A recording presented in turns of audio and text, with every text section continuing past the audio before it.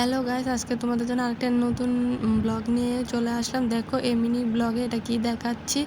তোমরা তো জানো চৈত্র মাসে যে এরকম শিব, গৌরী, পার্বতী, তারপর রাধাকৃষ্ণ সে যে বের হয়। তোমাদের এখানে কি এসব হয়? আমাদের এখানে প্রত্যেক চৈত্র মাসে মানে বছর ঘুরে প্রত্যেক চৈত্র মাসে মানে এসব বের হয়। তারা স্নান করে, যে মানে অনেক অনেক নিয়ম আছে শিবের নামে বের হয়। দেখো আমাদের বাড়িতে এসেছে, তো তারা অনেক রকমের গান গায়।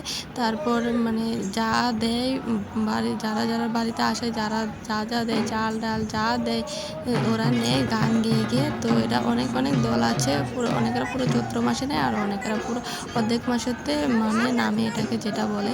তারপর চড়ক মেলার দিন এটা শেষ হয় অনেক কিছু মানে জাদু টাদু দেখিয়ে। তো তোমাদের এখানে হয়? যদি দেখে থাকো কমেন্টে জানিও। তো আমি তোমাদের একটু দেখালাম, অন্ধকারে পুরো দেখা যাচ্ছে। আমাদের বাড়িতে এসেছে। তো দেখো আমার মেয়ে অনেক হ্যাপি দেখে, এখন আমার মেয়ে চলে যাবে নাচতে, ওই দেখো। তো যদি ভিডিওটা ভালো লাগে লাইক কমেন্ট শেয়ার করে দিও। জয় বাবা ভোলেনাথ।